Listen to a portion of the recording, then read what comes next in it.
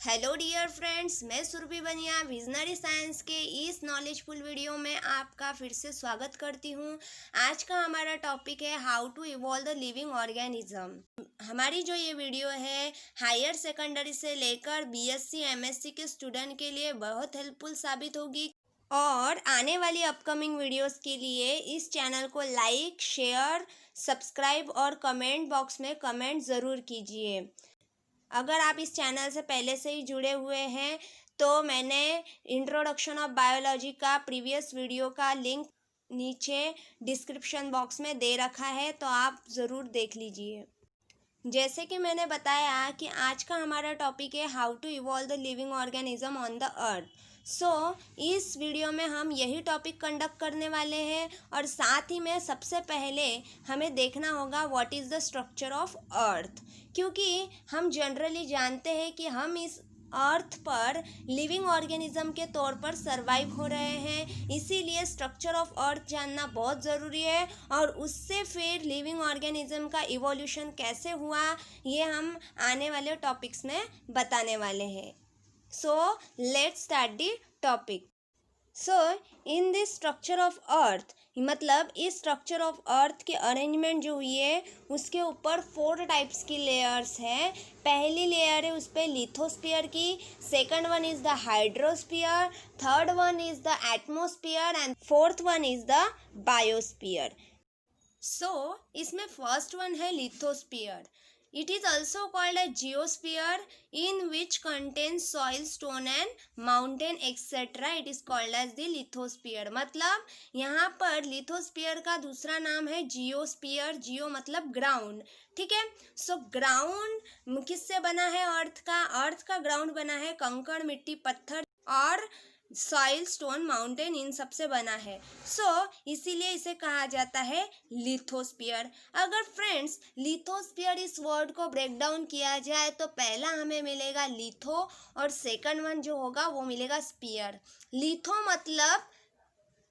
मतलब soil, stone, mountain, इन सबको कहा जाता है लिथो और हिंदी में कहा जाता है कंकड़, मिट्टी, पत्थर या पत्थर एक और नाम से भी जाना जाता है जिसे कहते हैं शिला, ठीक है। और स्पीयर्स मतलब आवरण, मतलब लेयर, ठीक है। तो दोनों को मिला दिया जाए तो पहला वर्ड जो हमें मिलेगा वो होगा शिलावरण, मतलब वो होगा लिथोस्फीयर। इस प्रकार ये हुआ लिथोस्फीयर, स्ट्रक्चर ऑफ अर्थ का फर्स्ट लेयर, ठीक है। नेक्स्ट है second one is the hydrosphere. Hydrosphere मतलब फिर से हम फ्रेंड्स इस वर्ड को ब्रेक डाउन करें, हाइड्रो मीन्स वाटर और स्पीयर मतलब लेयर। वाटर की लेयर मतलब हाइड्रोस्फीयर। थर्ड वन है एटमोस्फीयर। एटमोस्फीयर मतलब एटमो प्लस स्पीयर, एटमो मतलब एयर, ठीक है, और स्पीयर मतलब हुआ लेयर। एयर की लेयर मतलब atmosphere. The layer of air is called as the atmosphere. और फोर्थ वन है जो कि बायोटिक फैक्टर से रिलेटेड है, वो है बायोस्फीयर।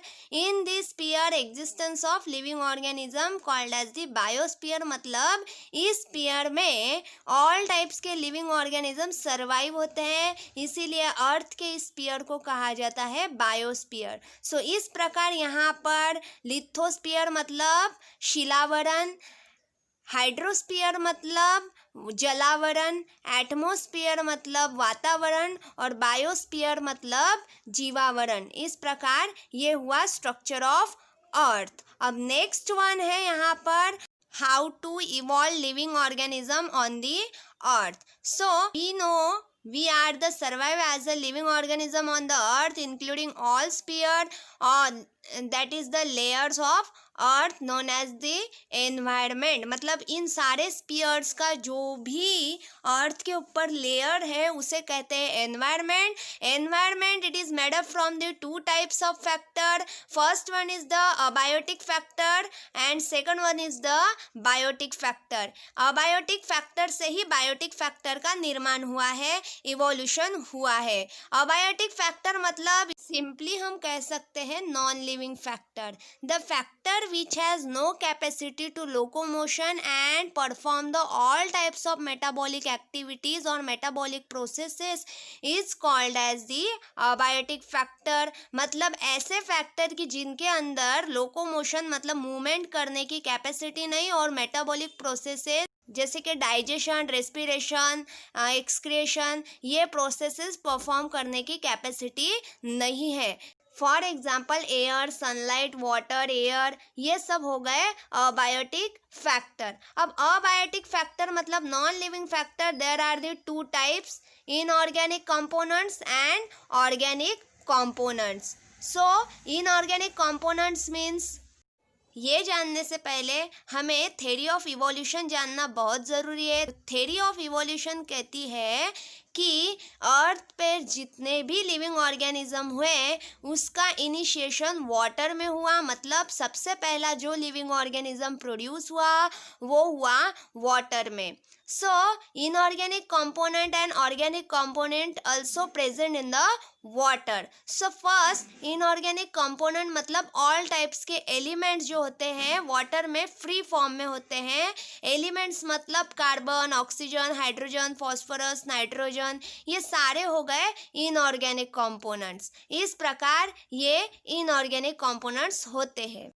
अब ये इनऑर्गेनिक कंपोनेंट्स जैसे कार्बन, ऑक्सीजन, हाइड्रोजन, नाइट्रोजन और फॉस्फोरस क्या करते हैं, एक दूसरे के साथ कंबाइन हो जाते हैं with the help of chemical bond formation. और केमिकल बॉन्ड फॉर्मेशन होने के बाद में वो प्रोड्यूस करते हैं वेरियस टाइप ऑफ कंपाउंड जिन्हें हम कहते हैं ऑर्गेनिक कंपाउंड. जैसे कि ऑर्गेनिक कंपोनेंट जो है इनऑर्गेनिक कंपोनेंट से प्रोड्यूस हुए हैं. Carbohydrate, fats, lipids, proteins, vitamin, minerals, these are the all the examples of the organic component. और आगे फिर इन सारे ऑर्गेनिक कंपाउंड से बायोटिक फैक्टर मतलब लिविंग ऑर्गेनिज्म प्रोड्यूस हुए हैं.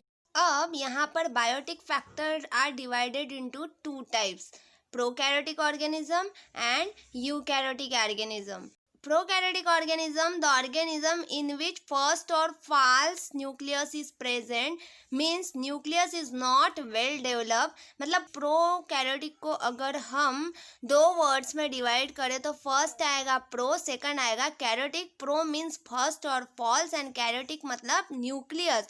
सो first false nucleus is called as false. इसीलिए कहा गया है फ्रेंड्स क्योंकि ये न्यूक्लियस जो है वहाँ पर वेल डेवलप नहीं होती. इसीलिए पहला है प्रोकैरियोटिक ऑर्गेनिज्म और इसमें इंक्लूडेड है किंगडम मोनेरा. किंगडम मोनेरा में ऑल टाइप के वायरसेस इंक्लूडेड होते हैं.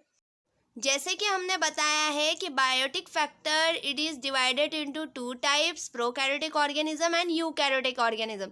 इसमें अभी हमने प्रोकैरियोटिक देख लिया है. यूकैरियोटिक मतलब the organism in which true और well develop nucleus is present is called as eukaryotic.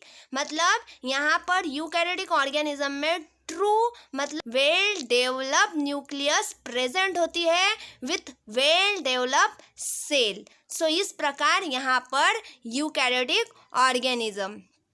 अब eukaryotic organism it is again divided into two parts.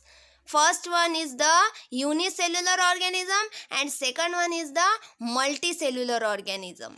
अब unicellular organism मतलब the organism which has a single well developed cell in the body is called as the unicellular organism.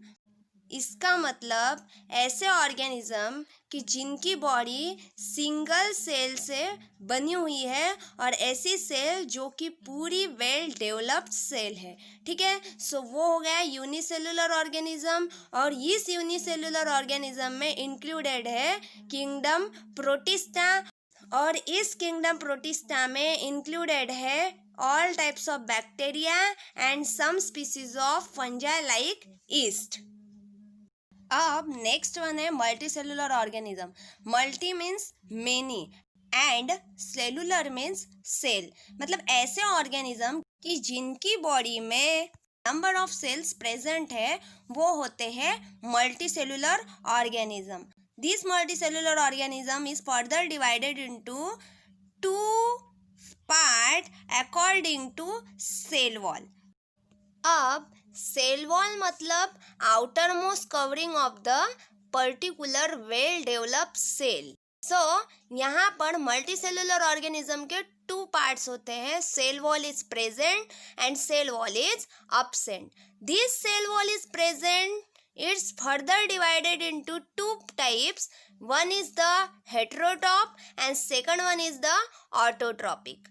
So हेट्रोटॉपिक organism मतलब ऐसे organism जो food nutrition के लिए autotrophic organism पे dependent होते हैं. ठीक है. सो इसमें इंक्लूडेड होता है किंगडम फंजाई, जहाँ पर वेरियस टाइप के ऑल टाइप्स के मशरूम इंक्लूडेड होते हैं.